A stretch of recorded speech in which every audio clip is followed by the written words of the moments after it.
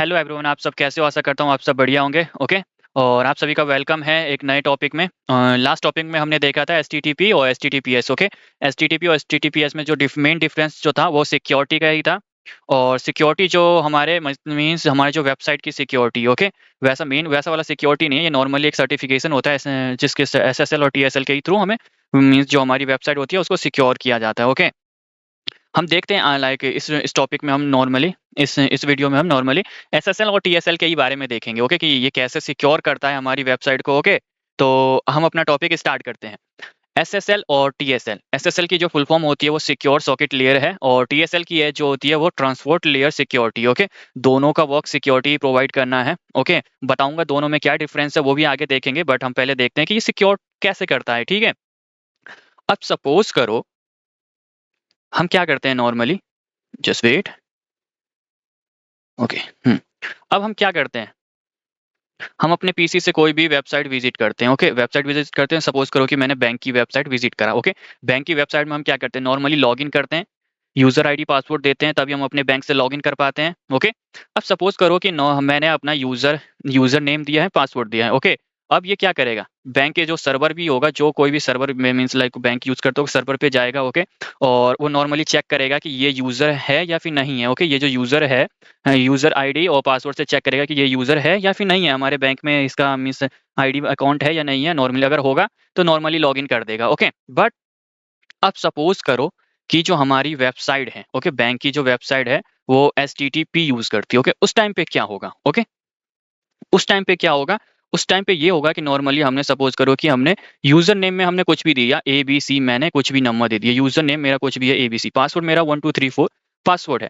अगर बैंक की website HTTP पे वर्क कर रही है, ओके, तो मेरा प्लेन टेक्स्ट में, ओके, 123 और एबीसी, ओके, यूजर नेम वो एबीसी और पासवर्ड मेरा 123, प्लेन टेक्स्ट में इंटरनेट के थ्रू सर्वर पे जाएगी। ओके।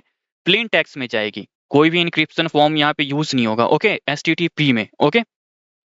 अब सपोज करो कि यहाँ पे किसी ने जो भी हमने रिक्वेस्ट सेंड करी है अपने सर्वर पे, ओके, अगर किसी ने ये रिक्वेस्ट को कैप्चर कर लिया, ओके, बीच में अगर इसी किसी ने कैप्चर कर लिया, फिर वो हमारी यूजर आईडी और पासवर्ड दोनों ही देख सकता है। क्यों?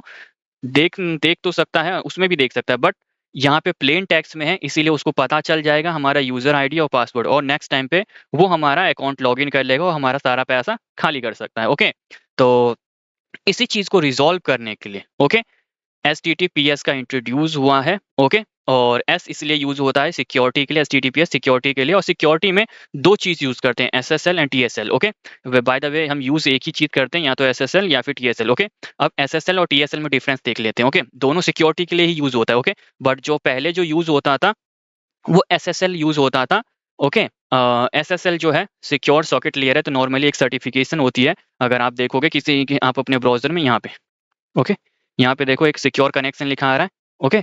यही सिक्योर कनेक्शन, आप इस पे क्लिक करो, ये security white board certification validation. Okay. आप देखो सर्टिफिकेट ये ओपन हो गया। ओके। यही सर्टिफिकेशन, यही चीज जो है हमारी वेबसाइट को सिक्योर करती है। देखो 256 इंक्रिप्शन यूज हुआ है, सर्टिफिकेशन ये है, पब्लिक की ये है, इशू की डेट को हुआ है फ्राइडे 24 जनवरी 2025, ये टाइमिंग है, और कब तक एक्सपायर कब होगा। ओके। ये सारी रिन्यू करवाना पड़ता है टाइम टू टाइम। ओके।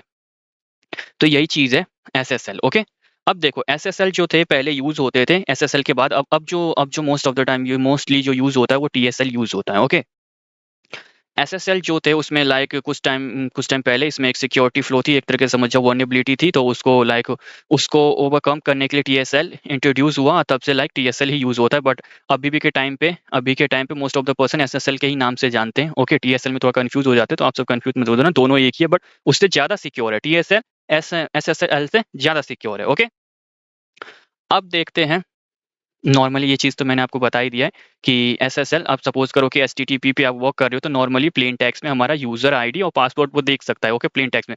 पर जब एचटीटीपीएस यूज करते हैं तो यहाँ पे हमारा क्या यूज होता है, एसएसएल, क्या यूज होता है, एसएसएल या TSL. Okay. Normally by the way TSL he use होता है आजकल। ओके।